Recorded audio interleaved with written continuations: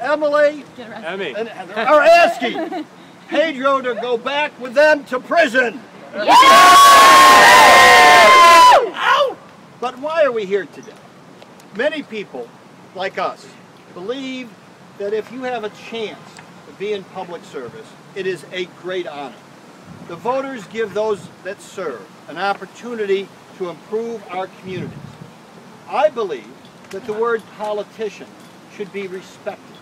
If I ever had the opportunity to be governor, and I'm not going to have that opportunity, I would not do what Eliot Spitzer did.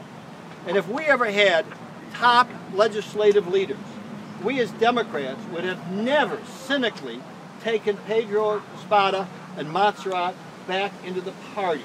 It was a terrible decision, a corrupt decision, and one that showed cynicism to all of us that care about our community.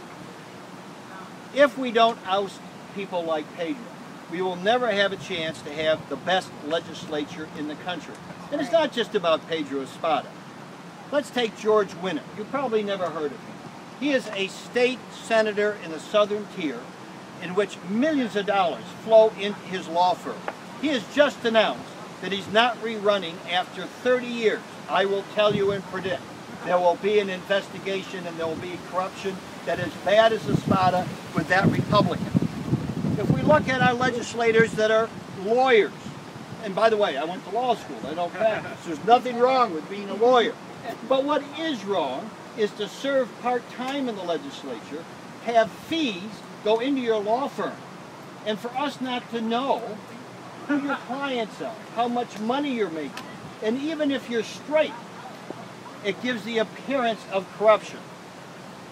100 years ago, a young man at 28 years old decided to run for the state senate.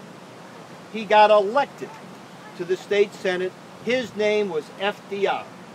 And you know what he said the night he got elected? Because he was a lawyer. I'm not going to practice law. It's an honor to be able to go to Albany. I believe this shouldn't be a part-time job, but a full-time job. And he turned to his wife of 5 years, Eleanor Roosevelt, and their 4 kids. I mean, I don't think I had a date at 28 years old, more or less 4 kids. And he picked up and he moved to Albany. This boy met Eleanor at 18 when she already was a dedicated social worker in Riverton Street in the settlements. There is no doubt how she influenced him and his thinking. So by the time he ran, they both went there. The reason we're calling our parallel Reform Democratic organization New Roosevelt is that we are honoring Eleanor Roosevelt, FDR, but also Teddy Roosevelt, a great Republican. Yeah. We would die in this state to have a Republican Party that was Rockefeller, Charlie Goodell, the first senator to stand up against the Vietnam War, Keating, Javits. We would welcome them back.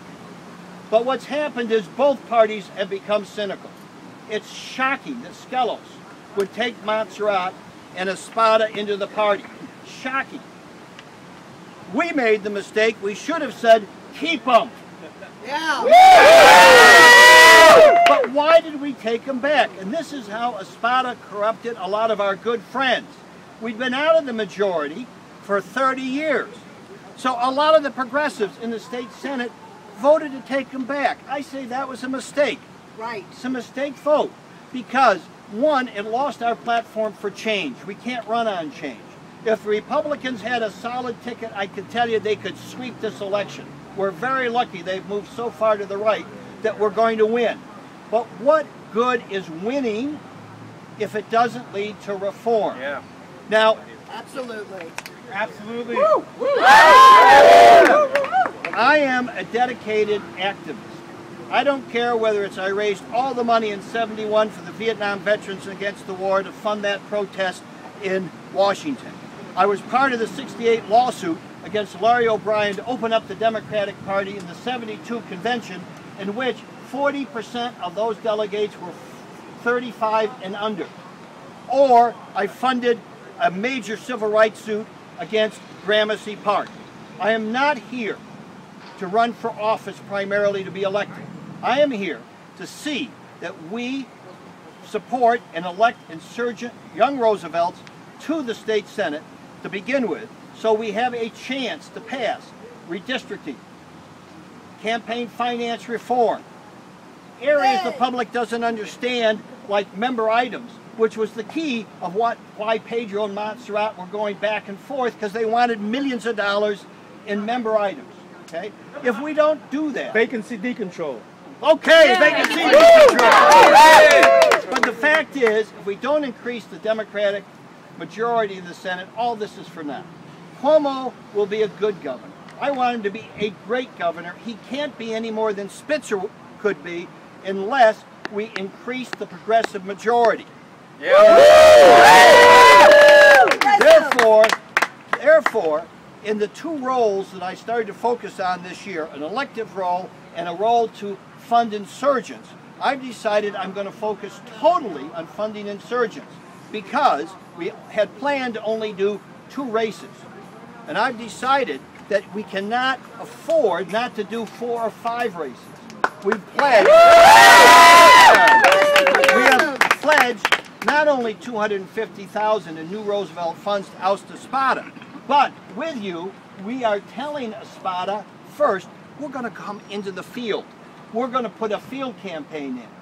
We want to build a reformed Democratic Party, an insurgent Democratic Party, outside of the current Democratic Party, not the Working Families Party, that in fact, we have our own troops in the field. We oust the bad guys in the Democratic Party. We elect young people in Republican districts, and we finally retake the state party and the legislature. When we do that, New Roosevelt, and those of you enjoying, we will rejoin the Democratic Party, but not a Democratic Party that takes Espada and Montserrat back. A party that finally does major change, so we can say we are the best legislature in the country. We are the best. So I ask you to join the New Roosevelt Democratic Reform Initiative. We have friends in the Democratic Party, in the legislature, at the state party, but we're going to go work outside them until there is a tipping point where they would never consider a decision like they made when they took Espada and Montserrat back. I'm going to dedicate my full effort to that. And let me finish with a story. The New Roosevelt and what FDR is very interesting, because he immediately took on Tammany Hall. Do you know who Tammany Hall was in 1910? Al Smith and Robert Wagner. We would die for them today. He saw them as not progressive enough. The governor was a Republican named Hughes. He went on the Supreme Court, an honored Republican. So our goal is, one, to make the Democratic Party as strong as it was in 1910. We've gone backwards. I want to take Roosevelt's comment, this should be a full-time job. It should be a full-time job. We're going to end part-time. That means you can't be a consultant and a lawyer and still be in the legislature. Many of us would die to have an opportunity to be a legislature and serve our community. I say, elect insurgents, let them work full-time, pay them full-time, and like congressional people say, no outside income. Now, part of the movement is not just to build a Roosevelt insurgent party, but we want to brand it as aggressive. I had a conversation, it was with Eric, I forget who, today. It was Arthur, your brother.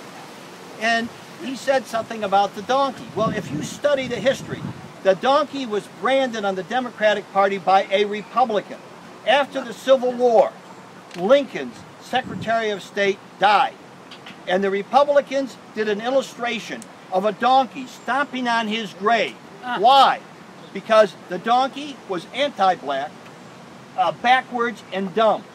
We have to remember that New York City mayor asked the city council for the city to secede from the Union.